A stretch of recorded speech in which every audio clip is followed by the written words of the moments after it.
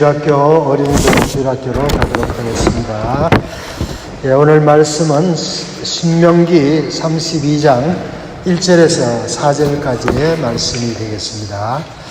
온전하신 하나님이라는 제목으로 송준호 목사님께서 말씀 전해주시겠습니다.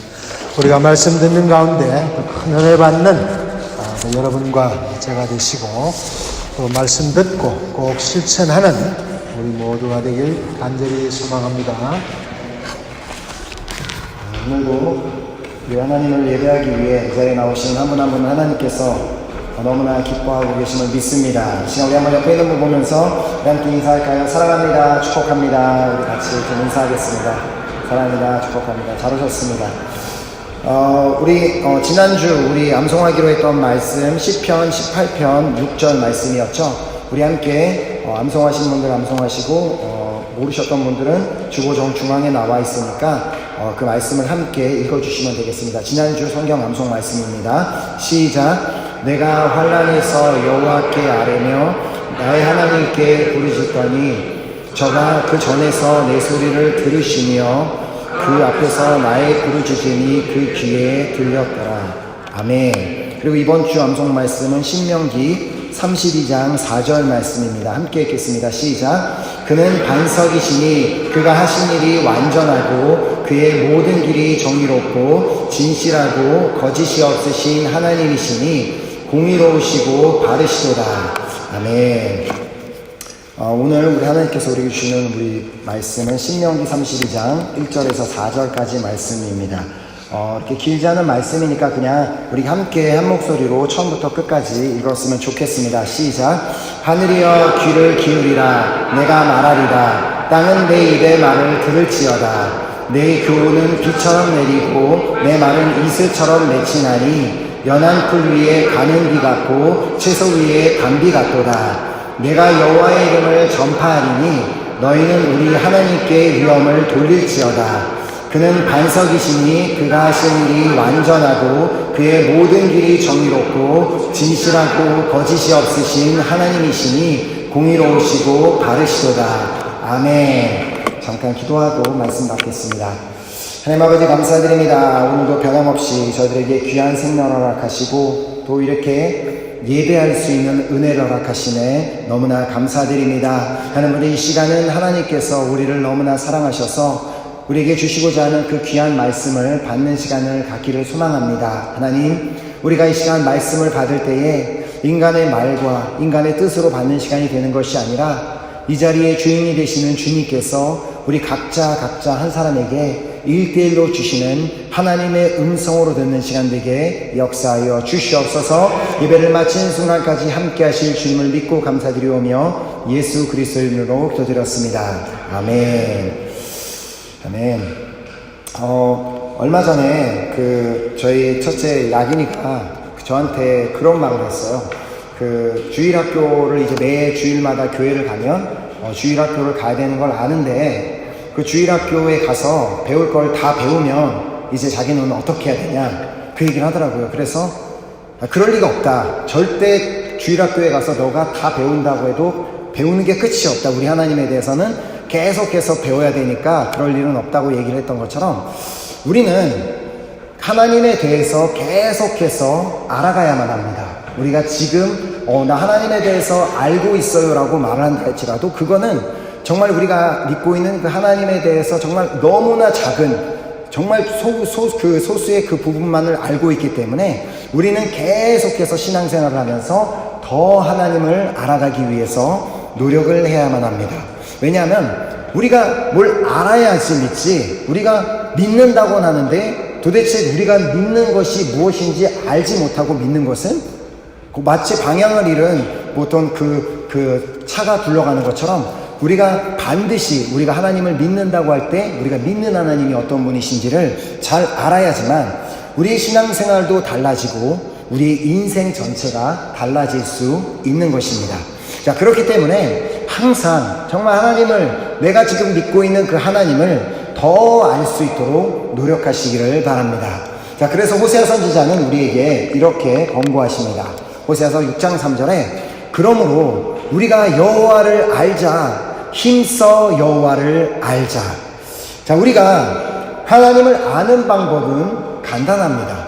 우리가 그것을 알려고 하지 않아서 그렇지, 우리가 알 수 있는 방법은 하나님께서 우리에게 주신 성경 66권에 하나님이 누구신지를 우리에게 정확하게 보여주시고 말씀하여 주고 계십니다.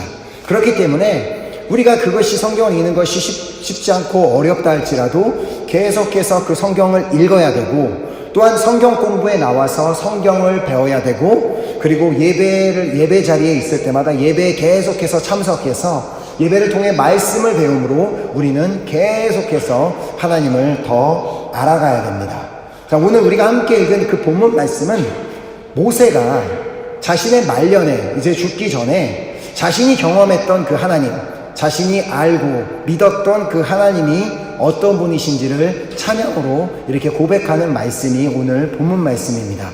하나님께 어느 날 갑자기 부르심을 받고 그 출애굽, 이스라엘 백성들을 정말 애굽에서 꺼내라는 그 사명을 받고 그 출애굽을 이스라엘 백성과 함께 경험한 후에 광야에서 그 모든 시간들을 보낸 후에 그가 이제 마지막 죽기 전에 자신이 그 경험했던 하나님, 자신이 체험했던 하나님, 자신이 알고 믿었던 하나님이 누구신지에 대해 그가 이렇게 고백합니다. 본문 4절에 그가 반석이시니 그가 하신 일이 완전하고 그의 모든 길이 정의롭고 진실하고 거짓이 없으신 하나님이시니 공의로우시고 바르시도다. 자, 여기서 보면 모세는 하나님에 대해서 자기가 내가 알고 있던 하나님은 이런 분이시다라고 하며 아주 여러 가지 말로 하나님을 소개하고 있는 것을 볼 수 있습니다. 만약에 여기서 이제 본다면 하나님은 이렇게 반석이시라고 하며 또 그가 하신 일은 완전하시며 그의 모든 길은 정의로우시며 그는 거짓이 없으시며 그는 공의로우시며 바르시다라고 그렇게 고백하고 있습니다. 만약에 이제 우리가 어떤 한 특정 인물에 대해서 그 사람은 정말 온전한 사람이야, 완전한 사람이야, 그는 항상 정의로운 사람이며 그는 거짓말을 할지 모르고 그는 정말 공의롭고 바른 사람이다라고 우리가 말을 한다면 그 사람은 우리는 완벽한 사람이라고 할 것입니다.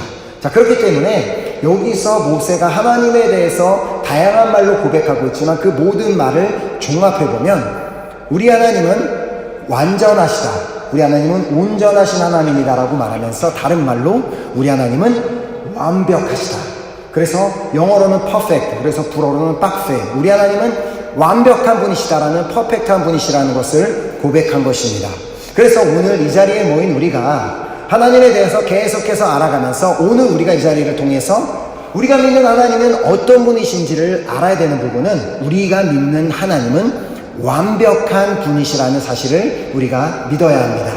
자, 하나님께서는 모세에게 어느 날 모세를 찾아가셔서 정말 갑자기 그에게 그 부르심을 받았던 그에게 자신은 완벽한 분이시라는 것을 말씀해 주시기 위해 이렇게 말씀하셨습니다. 출애굽기 3장 14절에 보면 하나님이 모세에게 이르시되 나는 스스로 있는 자니라. 또 이르시되 너는 이스라엘 자손에게 이같이 이르기를 스스로 있는 자가 나를 너희에게 보내셨다 하라. 자, 하나님께서는 본인을 소개하실 때 나는 스스로 있는 자니라, 또 다른 말로 나는 나다 라고 그렇게 말씀을 하셨는데 이 세상 그 누구도 그 자신을 소개할 때 나는 스스로 있는 자다, 나는 나다라고 소개할 수 있는 분은 오직 하나님밖에는 없습니다. 왜냐하면 그분의 존재 자체가 완벽하신 분이기 때문입니다. 우리가 어떤 인간의 말로 우리 하나님을 표현하는 것은 사실 말이 되지 않습니다.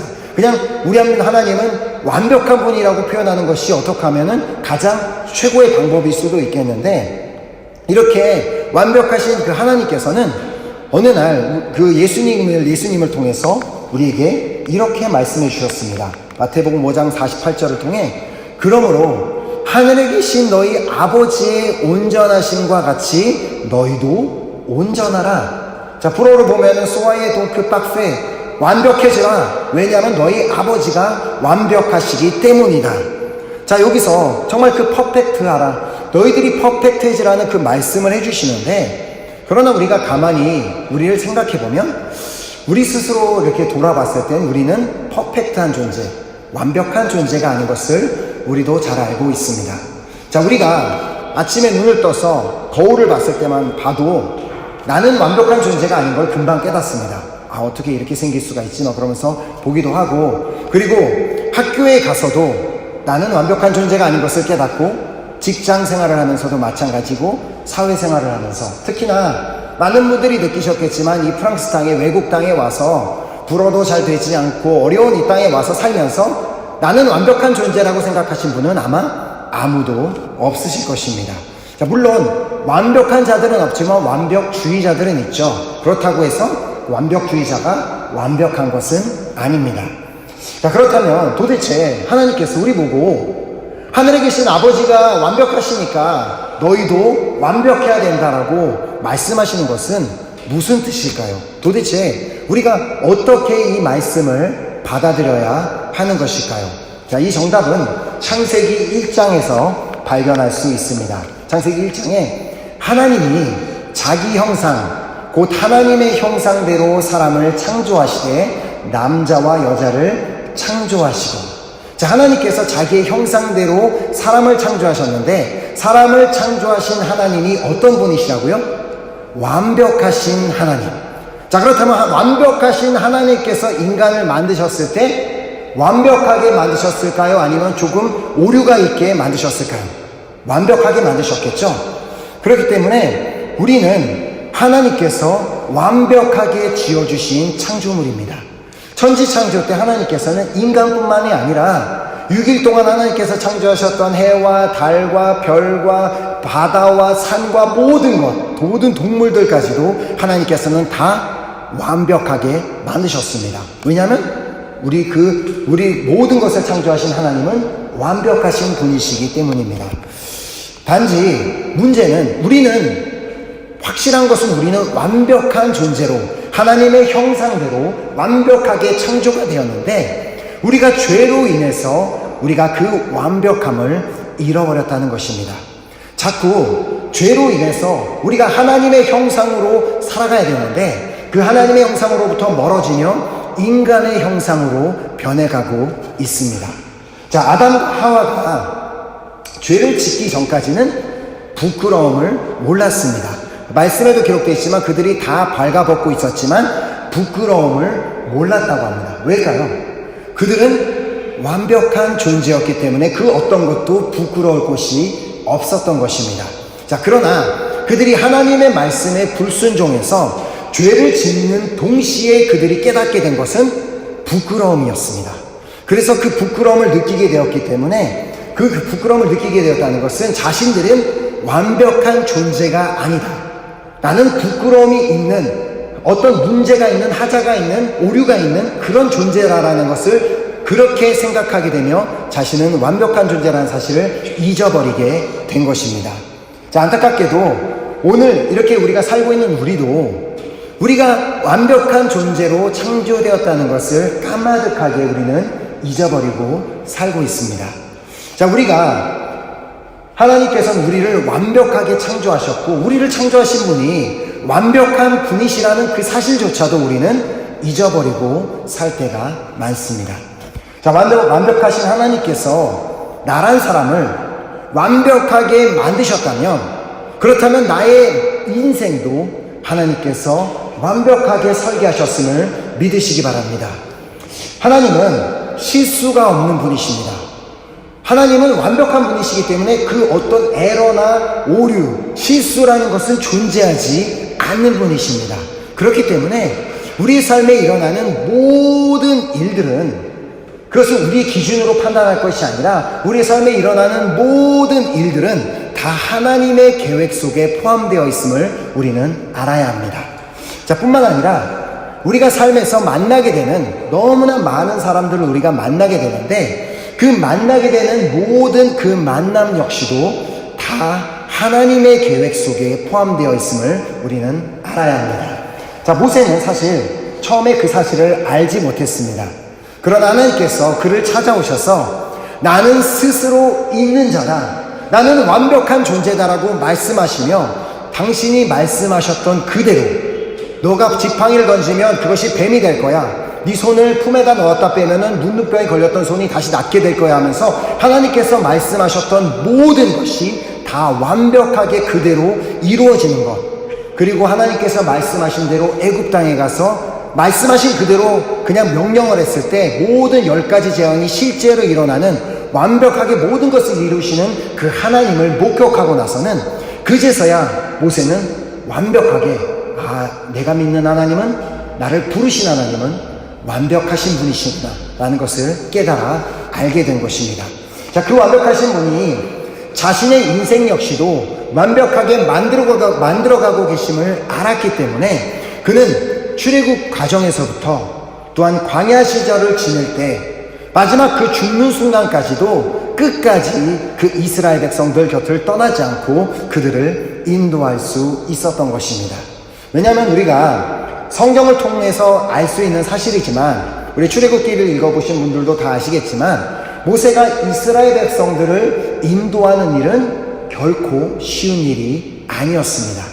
그러나 그들이 그렇게 늘 불평하고 하나님을 향해서 화를 하고 욕을 하고 막 그런 사람들이지만, 그런 그들을 끝까지 참아줄 수 있었던 것은 모세가 그들을 볼 때 그냥 한낱 그냥 인간의 형상으로 바라본 것이 아니라 그들 역시도 하나님께서 그들 한 사람 한 사람을 완벽하신 하나님께서 완벽하신 존재로 창조하셨음을 알았기 때문에 그 하나님의 시선으로 그들을 바라보았기 때문에 그들을 끝까지 참아주고 받아줄 수 있었던 것입니다.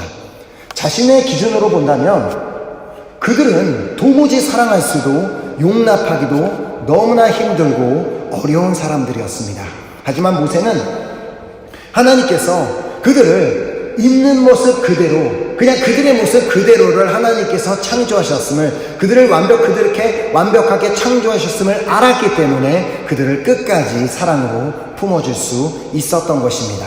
자, 예수님께서 하늘에 계신 너희 아버지의 온전하심과 같이 너희도 온전하라, 이 말씀을 하시기 바로 전에 이런 말씀을 하셨습니다. 자, 마태복음 5장 46, 47절을 보면 너희가 너희를 사랑하는 자를 사랑하면 무슨 상이 있으리요? 세리도 이같이 아니하느냐? 또 너희가 너희 형제에게만 무난하면 남보다 더하는 것이 무엇이냐? 이방인들도 이와 같이 아니하느냐? 이 말씀을 하신 후에 너희 하나님이 온전하신 것 같이 너희도 온전하라라고 말씀을 하셨습니다. 즉 이 말씀은 지금 나를 사랑하지 않는 자도, 지금 나를 힘들게 하고 있는 그 사람도, 내가 도무지 이해할 수 없는, 저 사람은 도대체 왜 저래 그러면서 이해할 수 없는 그 사람도, 나의 인생에서 아무 상관이 없는 모든 그 사람들도 다 하나님께서 당신의 형상대로 만드신 완벽한 존재임을 알라고 말씀하신 것입니다. 그리고 그것을 인정하라고 말씀하신 것입니다.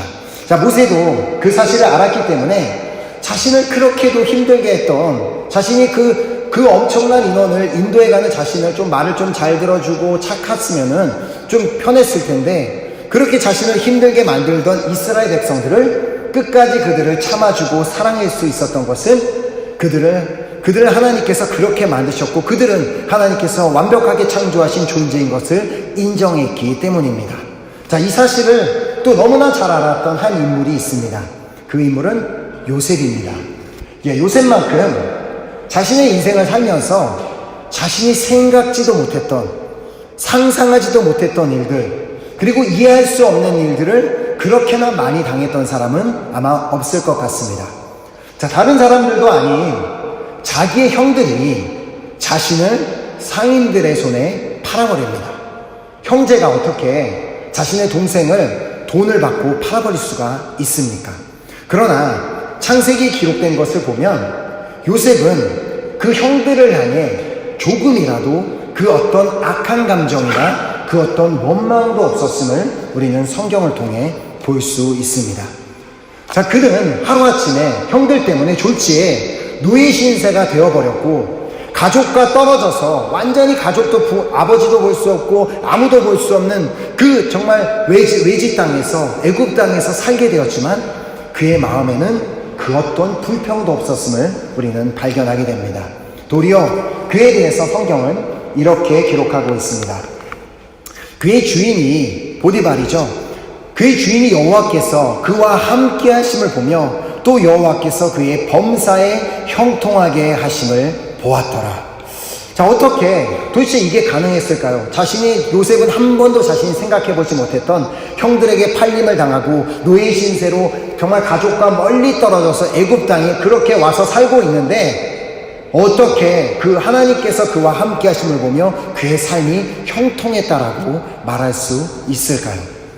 요셉은 그 모든 그 자신에게 처해진 그 상황 가운데 자신이 믿고 있는 하나님은 완벽한 분이시라는 믿음이 있었고, 그 하나님이 지금 자신의 인생을 자신의 인간적인 눈으로 봤을 때는 도무지 이해가 되지 않는 상황들이지만 하나님께서 지금 이 순간 자신의 인생을 완벽하게 만들어가고 계심을 알고 믿었기 때문에 그가 그 모든 순간 가운데서도 형통할 수 있었던 것입니다.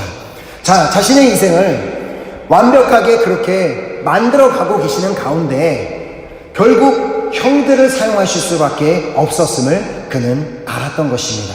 자, 그렇게 그의 애굽에서 인생은 시작이 됩니다. 그렇게 애굽에서 인생이 시작되어 군대 장관 집에 팔려가게 되어 처음에는 종으로 팔려갔지만 그러다 가정 총무로 지내다가 그곳에서 갑자기 어느 날 억울한 누명을 쓰고 한순간 죄인이 되어 감옥에 갇히기도 합니다. 자, 그렇게 요셉은 자신이 애굽 땅에서 살게 될 것이란 그 생각을 한 번도 해보지 못했던 그 땅에서 13년이라는 세월을 보내게 됩니다. 자, 아마 여기서 이렇게 예배를 드리고 계시는 분 중에서도 자신이 어렸을 때 지금 이 2019년에 프랑스에서 살고 있을 것이라고 생각했던 분은 아마 아무도 없을 것이라고 생각합니다. 자, 뿐만 아니라 프랑스에서 사는 모든 순간, 프랑스에서 와서부터 지금까지 생각지도 못했던 일들이 막 일어나고 이해할 수 없는 일들이 많이 일어나고 특히 한국에서 살다가 여기 오면 이해할 수 없는 일들이 너무나 많이 일어납니다. 그리고 그런 예상치 못했던 일들이 많이 일어났을 것입니다. 저 역시도 제가 어렸을 때는 제가 프랑스에 가서 살게 될 것이라고는 상상해 본 적도 한 번도 없었고, 그리고 프랑스에 가서 결혼할 것이란 생각도 못 해봤고, 프랑스에 와서 자식을 3명이나 놓고 이렇게 살게 될 것이라고, 그리고 제가 이렇게 프랑스에 와서 목회를 하게 될 생각은 한 번도 해본 적이 없습니다. 왜냐하면 저는 어렸을 때 꿈은, 프랑스에 오기 전까지 저희 꿈은 경찰이 되는 게 꿈이었습니다. 그래서 나쁜 놈들 때려잡는 강력계 형사가 되는 게 제 꿈이었는데, 이 프랑스에 이렇게 도착하자마자 그 꿈을 하나님께서 팍 부수시면서 너는 내 종이 돼야 돼. 그러고 부르셔서 그냥 그때부터 프랑스에 도착해서부터 하나님이 종이 되기로 헌신을 했지만 저는 한 번도 프랑스에 와서 이렇게 목회를 하게 될 줄은 생각해 본 적이 없습니다. 더한 것은 제 아내는 유학생으로 유학을 왔는데 유학을 마치고 한국에 들어가지도 못하고 이렇게 프랑스에 남아있을 것을 상상이나 해봤겠습니까? 자, 이렇게 요셉에게도 마찬가지로 그의 인생에는 너무나 이해할 수 없는 수많은 일들이 일어났습니다. 자, 그런 수많은 순간, 이해할 수 없는 시간들, 그 세월을 13년을 보내고 나서 하루는 바로왕의 꿈을 해석하는 일이 생깁니다. 자, 그리고 그 바로왕의 꿈을 해석하자마자 또 자신이 한 번도 생각해보지도 못했던, 상상도 못해봤던 그 애굽 땅의 국무총리로 세워지는 일이 생기게 됩니다. 자, 하나님께서 그 요셉에게 그 바로왕의 꿈을 해석하게 해주신 대로 실제로 애굽 땅에 7년 동안 풍년이 오게 됩니다. 그리고 하나님께서 또 해석하게 하여 주신 대로 후에 또 7년의 흉년이 옵니다. 자, 애굽에서 산지 20년이 되는 시점에, 그래서 즉 13년이라는 시간을 그렇게 보디발의 집에서 감옥에서 보내고 나서 또 국무총리가 되고 나서 7년을 보낸 지 그렇게 20년이 지난 시점에 요셉에게는 또 한 가지 새로운 상상도 못했던 일이 또 벌어지게 됩니다. 그것은 바로 자신을 20년 전에 자기를 팔아버렸던 형들이 어느 날 갑자기 자신의 눈앞에 나타난 것입니다. 자, 그래서 창세기 42장 6절이 그것을 기록하고 있습니다. 때에 요셉이 나라의 총리로서 그 땅 모든 백성에게 곡식을 팔더니 요셉의 형들이 와서 그 앞에서 땅에 엎드려 절하며, 요셉은 그들을 보자마자 단번에 저 사람들은 나의 형이구나라는 것을 금방 알아보았습니다. 그런데 이 성경을 보신 분은 아시겠지만 특이하게도 요셉은 형들을 만나자마자 반가워한 것이 아니라 갑자기 이해할 수 없는 아주 특이한 행동을 합니다. 갑자기 그들을 그 정탐꾼 취급을 하면서 당신들 여기 뭐하러 왔어? 당신들 정탐꾼이지 하면서 그들을 그렇게 몰아세웁니다. 그러고는 그들을 감옥에 3일 동안 가두어둡니다. 자, 인간적으로 아마 하나님을 모르는 사람들, 어떤 사람들, 하나님을 믿는 사람들도 이 부분을 읽으면서 보면서는 아마 요셉이 형들에게 복수를 하려고 했구나라고 생각할 수 있습니다. 자, 그러나 그가 그런 행동을 한 이유는 같은 이제 장인 42장 9절에서 그 이유를 발견할 수 있습니다. 자, 보면은 요셉이 그들에게 대하여 꾼 꿈을 생각하고 그들에게 이르되 너희는 정탐꾼들이라 이 나라의 틈을 엿보려고 왔느니라. 그가 갑자기 이상한 행동을 한 이유가 뭐예요? 그가 20년 전에 꾸었던 꿈을 생각했던 것입니다. 자, 요셉이 20년 전에 꾸었던 꿈은 이렇습니다. 창세기 37장 7절에 우리가 밭에서 곡식단을 묶더니 내 단은 일어서고 당신들의 단은 내 단을 둘러서서 절하더이다. 자, 요셉이 이 당시에 이 말을 누구에게 했었어요? 모르겠어요. 누구에게 했는지 관심이 없어요? 형들에게 했었죠? 자기 형들에게. 형들이 몇 명이에요? 모르겠어요. 10명인 것 같기도 하고 9명인 것 같기도 하고 10명이었죠. 그 20년이 지난 지금 그 형들이 자신의 앞에 왜 왔어요? 곡식 때문에. 곡식을 얻으려고 자신의 앞에 애굽에 찾아왔습니다. 그리고 그 곡식 때문에 이 애굽을 찾아와서 요셉 앞에 무릎 꿇고 절했습니다. 아마 그 순간 요셉은 무릎을 탁 치며 이 모든 것이 하나님의 완벽한 계획이었구나 라는 것을 깨닫게 되었을 것입니다. 하나님께서 나에게 20년 전에 보여주셨던 그 꿈을 완벽하게 이루어 주시기 위해서 내 형들을 사용하여 주셨고 또 지금까지 나의 인생을 그 수많은 알 수 없는 인들을 통해 나를 이렇게 인도해 오셨구나 라는 것을 그는 그 순간 깨닫게 되었을 것입니다. 그렇게 실제로 하나님께서는 완벽하게 그 요셉에게 주셨던 그 꿈대로 20년 후에 완벽하게 그 모든 것을 실행시켜 주셨고, 그리고 그 후에 요셉은 자신에게 주셨던 두 번째 꿈을 생각하게 됩니다. 두 번째 꿈, 요셉이 다시 꿈을 꾸고 그의 형들에게 말하여 이르되 내가 또 꾼 꿈을 꾼즉 해와 달과 11별이 내게 절하더이다 하니라. 자, 첫 번째 꿈과 달라진 것이 있다면 아까는 형들의 곡식단이 그냥 자신의 곡식단에게 절했다고 했던 것과 다른 게 뭐예요? 여기는 정확한 숫자를 말하고 있습니다. 해와 달과 11별. 아까 말씀드렸던 것처럼 형들은 10명입니다. 자, 그렇다면 한 명이 비죠. 그 11번째 사람이 동생 베냐민. 그 동생 베냐민 역시도 애굽으로 와야 했으며 또 해와 달이 표현하는 어머니, 아버님, 부모님도 오게 될 것을 보여주셨음을 깨닫게 된 것입니다. 자, 첫 번째 꿈을 자신의 생각도 못했던 그 순간에 20년이 지난 어느 순간 갑자기 하나님께서 그 꿈을 완벽하게 실현해 주셨음을 깨닫고 이제는 그 두 번째 꿈이 실현될 차례임을 알고 그가 그때부터 고의적으로 이해할 수 없는 행동을 하게 된 것입니다. 자, 자신의 형들은 정탐꾼 취급을 합니다. 당신들이 여기 무엇을 하러 왔냐고, 우리나라를 애굽 땅을 정탐하러 온 것이 아니냐고 하면서 그들을 몰아붙이자 그 결국 형들은 우리는 한 아버지의 아들로서 우리는 그 가나안 땅에 살고 있는데 우리가 곡식을 얻으러 왔습니다. 우리가 지금 여기 10명이 왔는데 우리 동생 중에 한 명은 없어졌고 한 명은 아버지와 함께 아직 집에 있습니다. 자, 그렇게 그 설명을 하는 부분이 42장 13절입니다. 그들이 이르되 당신의 종 우리들은 12형제로서 가나안 땅 한 사람의 아들들이라. 막내 아들은 오늘 아버지와 함께 있고 또 하나는 없어졌나이다. 자, 요셉이 계속해서 했던 유도 신문에 넘어가서 그 요셉의 의도대로 형들은 결국 동생이 2명이 더 있었고 한 명은 없어졌고 한 명은 더 집에 있다는 사실을 말하고 맙니다. 자, 그것을 기다렸던 요셉은 이렇게 또 말을 합니다.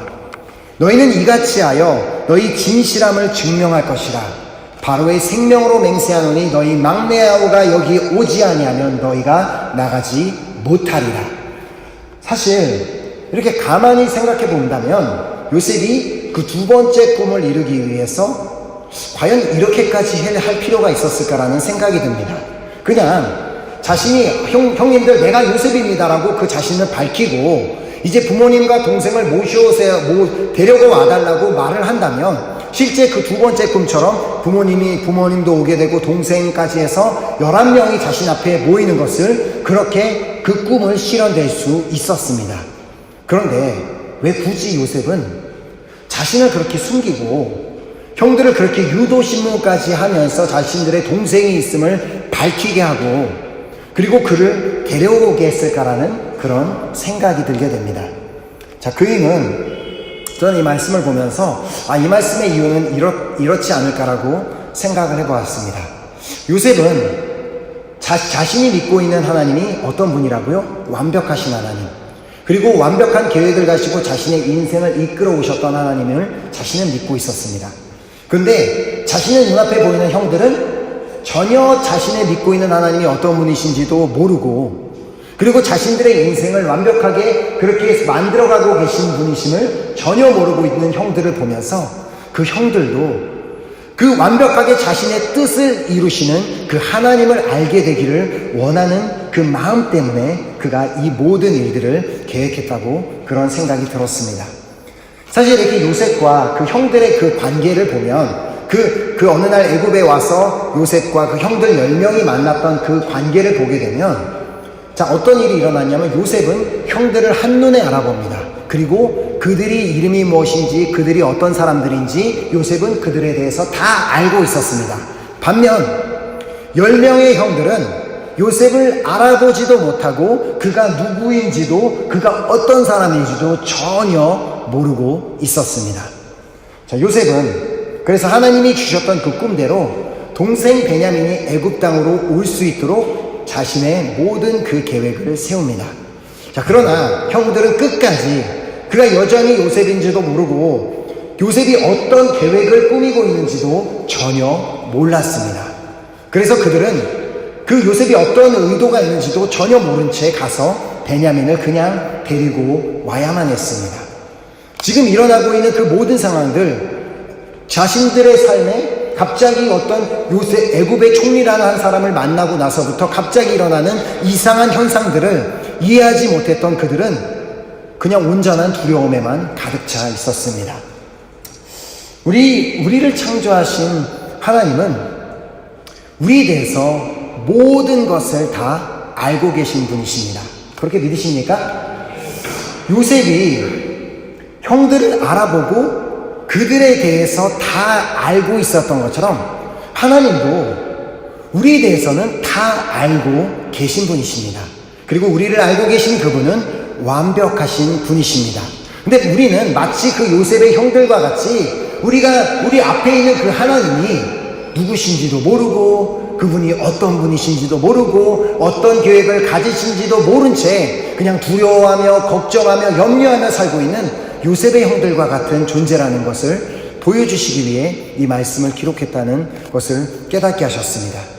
그렇다면 지금 내 삶에 일어나고 있는 일들이 내 개인적인 생각으로는 당장은 이해가 되지 않는다고 할지라도 하나님께서는 우리의 삶에 그 하나님의 그 계획을 완벽하게 이루어가고 계심을 믿습니다.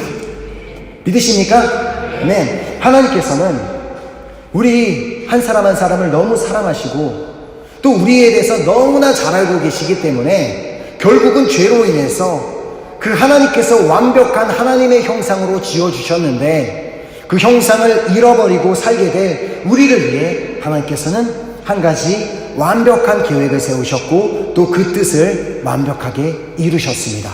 바로 독생자 예수 그리스도를 2000년 전에 이 땅에 보내시고 그를 십자가에 죽게 하심으로 말미암아 우리를 구원하고자 하셨던 그 하나님의 완벽한 계획을 이루어내셨습니다. 그래서 히브리서 말씀은 이렇게 기록하고 있습니다. 이 뜻을 따라 예수 그리스도의 몸을 단번에 들이심으로 말미암아 우리가 거룩함을 얻었노라. 자, 예수 그리스도의 몸을 단번에 들이셨다, 한 번에 들이셨다는 것은 그만큼 그 예수 그리스도의 죽음이 완벽한 죽음이었음을 말씀하고 있는 것입니다. 자, 하나님의 완벽하신 그 계획 아래 예수 그리스도께서 완벽하게 죽으심으로 말미암아 우리가 무엇을 얻게 되었다고 말씀하고 있습니까? 바로 거룩함을 얻었노라. 우리의 죄로 인해 우리는 계속해서 그 아담과 하와 같이 죄로 인해서 우리는 눈이 어두워져서 우리가 완벽한 존재인 것을 잃어버리고 하나님의 그 형상을 잃어버리고 그냥 그렇게 살아가는 우리가 다시 하나님께서 말씀하신 대로 온전해지는 방법, 완벽해지는 방법은 우리가 지금 현재 정말 쉽게 짓고 있는 그 모든 죄의 길에서 돌아서는 것입니다. 우리가 죄에서 돌이키고 그리고 회개할 때 하나님께서는 반드시 용서해 주시고 또 우리에게 거룩함을 허락하시는 줄 믿으시기 바랍니다. 비록 지금까지 주변 사람들을 바라볼 때 하나님의 형상으로 바라보지 못하고 하나님께서 그 사람을 완벽하게 창조하셨음을 보지 못하고 그냥 있는 모습 그대로를 보면서 비판하고 판단했던 그 모습은 반드시 회개해야만 합니다. 우리 옆에 있는 한 사람 한 사람, 우리 삶에서 만나는 한 사람 한 사람, 그리고 이 세상에 존재하는 모든 사람은 하나님께서 완벽하게 만드신 사람들입니다. 하나님은 실수가 없는 분이십니다. 누구를 보면서 우리의 마음으로 저 사람 왜 저래? 뭐 어떻게 저럴 수가 있어요? 라고 하지만 하나님의 눈에는 완벽한 분이시기 때문에 우리가 감히 그 사람들을 판단할 수가 없다는 것입니다. 모세와 요셉이 자신을 그렇게 힘들게 만들었던, 자신의 인생에 그렇게 걸림돌 같고 힘들게 만들었던 그들을 정죄하지도 판단하지도 비판하지도 않고 그들을 끝까지 사랑으로 품을 수 있었던 것은 그들을 완벽한 하나님의 형상으로 바라보았기 때문입니다. 그렇기 때문에 이 자리에 계신 한 분 한 분도 우리 이웃들을 바라볼 때 그냥 그 사람의 겉모습으로 판단하고 그냥 보이는 모습으로 보는 것이 아니라 하나님께서 지으신 완벽한 하나님의 작품이요 하나님의 형상으로 바라보시기를 바랍니다. 아멘. 그리고 그들을 지금 내 삶에서 만나게 하신 것, 내 삶에 붙여주신 것도 하나님의 완벽한 계획임을 믿으시기 바랍니다. 아멘. 그리고 하나님께서 우리 이 공동체의 한 사람 한 사람, 우리 이 은혜교회라는 이 공동체의 하나로 묶어주신 것 역시도 하나님의 완벽한 계획임을 믿으시기 바랍니다. 아멘. 그래서 한번 옆에 있는 분을 보면서 한번 얘기해 주겠습니다. 당신은 완벽한 분이십니다. 네. 완벽해 보이세요?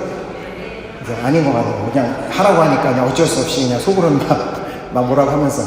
아닙니다.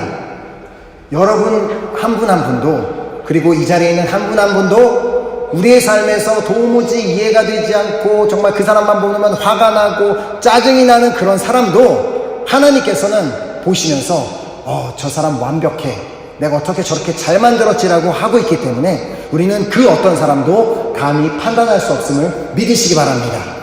우리 하나님은 스스로 존재하시는 완벽하신 하나님이십니다.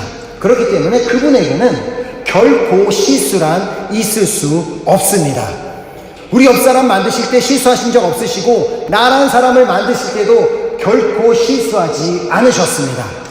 그리고 우리 인생에서 일어나는 그 많은 일들도 하나님께서 실수하셨기 때문에 일어난 것이 아니라 하나님께서 나의 인생을, 나란 사람의 인생을 완벽하게 만들어 주시기 위한 그 모든 과정이며 단계임을 믿으시기 바랍니다.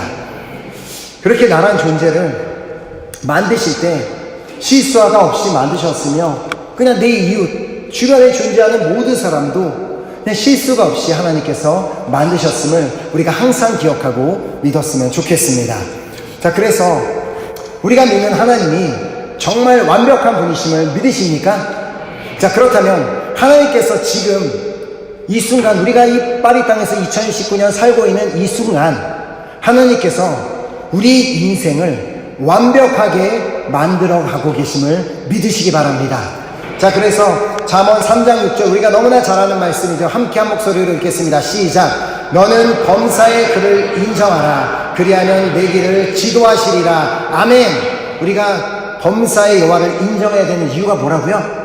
하나님께서는 완벽한 분이시고 하나님은 내 인생을 완벽하게 만들어가고 계시는 분이시기 때문에 우리가 그분을 하나님께서 나를 지금 좀 힘들긴 한데 나를 완벽한 존재로 만들기 위해서 이렇게 인도해 가고 계시는구나 라고 인정할 때 하나님께서 우리를 인도해 가시는 그 길을 보게 될 줄 믿습니다. 우리가 하나님을 그렇게 인정해야 되는 그 너무나 중요한 말씀, 우리가 반드시 이번 주 암송하기로 한 말씀이죠. 이 말씀을 우리가 기억하고 우리가 믿는 하나님이 어떤 분이신지 정확하게 알고 우리가 이 믿음을 가지고 살아가기를 간절히 소망합니다. 우리 마지막으로 이 말씀을 우리 읽고 우리 찬양 드리고 기도하는 시간 갖도록 하겠습니다. 시작. 그는 반석이시니 그가 하신 일이 완전하고 그의 모든 길이 정의롭고 진실하고 거짓이 없으신 하나님이시니 공의로우시고 바르시도다. 아멘. 우리 찬양팀 나와주시겠습니다. 우리 찬양 드리고 기도하겠는데요. 우리가 믿는 하나님은 완벽한 분이십니다. 실수가 없으신 분, 나란 존재도 실수가 없이 만드셨고 내 주변에 내 옆에 있는 모든 사람도 다 실수가 없이 만드셨습니다. 그렇기 때문에 우리가 정말 그 사실을 한순간도 잊지 않고 살았으면 좋겠습니다. 우리 주변에 있는 사람들을 하나님께서 완벽한 존재로 만드셨음을 우리가 믿는다면 그 누구도 판단하거나 비판하게 되는 일은 없게 될 줄 믿습니다. 그리고 하나님께서 나의 인생을 완벽하게 만들어가고 계심을 믿는다면 그 어떠한 순간에도 좌절하거나 낙심하거나 쓰러지는 일 없게 될 줄 믿습니다. 그래서 이 시간 우리 한번 이 말씀 그대로의 찬양, 그 말씀을 그대로 녹여놓은 이 귀한 찬양을 드리며 그렇습니다. 하나님, 우리 하나님은 신실한 분이십니다. 실수가 없으신 완벽한 분이십니다라는 그 귀한 믿음의 고백을 찬양 드리고 우리 기도하도록 하겠습니다.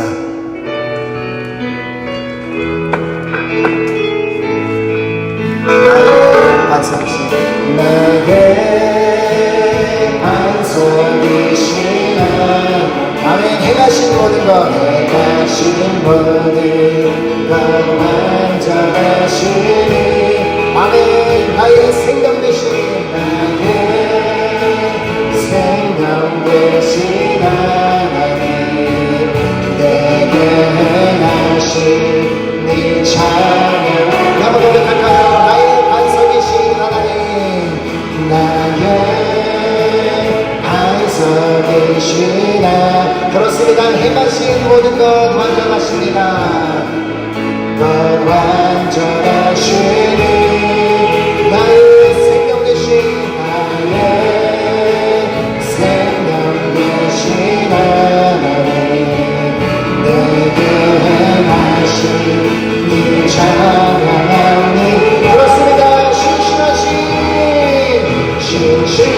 신실하신 하나님 실수가 없으신 좋으신 나의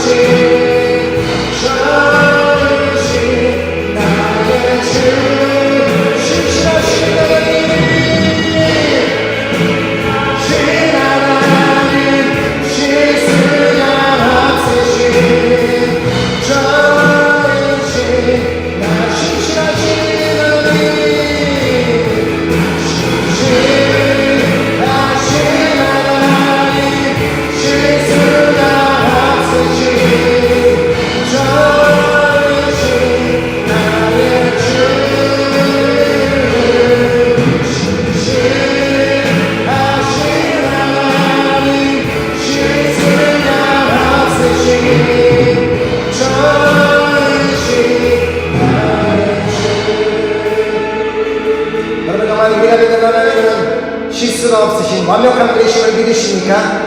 우리가 함께 기도할 때 하나님께서 온전하시니 우리 보고 온전하라고 말씀하신 그 말씀대로 온전해지기를 간절히 소망합니다. 하나님께서 이미 나를 완벽하게 창조하셨는데 내가 그 사실을 믿고 죄악 가운데 살았던 모습을 철저히 회개하기를 소망합니다. 그래서 하나님께서 원하시는 그 완벽한 형상으로 살아가기를 간절히 소망합니다. 또한 이웃 사람들을 바라볼 때 하나님께서 창조하신 완벽한 하나님의 형상임을 인정하게 하여 주시옵소서. 또한 나의 인생을 완벽하게 만들어가고 계시는 그 하나님을 범사에 인정하며 그 하나님만을 바라보며 나아가는 내가 되게 하여 주시옵소서. 한번 우리 간단한 결단을 하며 주여 삼창하고 기도하도록 하겠습니다. 주여! 주여! 주여! 너무나 감사합니다.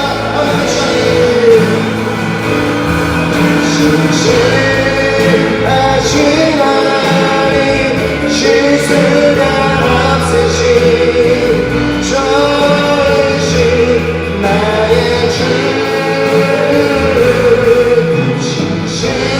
신실하신 하나님 실수가 없으신 전신 나의 주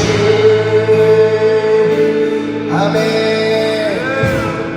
우리가 믿고 있는 하나님은 실수가 없으신 완벽한 분이시기 때문에 우리 인생 역시도 완벽하게 만들어가고 계심을 믿으시기 바랍니다. 우리가 날마다 그 하나님을 알되 더 알기를 힘쓸 때 우리가 그 하나님이 부어주시는 그 놀라운 은혜로 날마다 채워져 그 은혜로 살아가게 될 줄 믿습니다.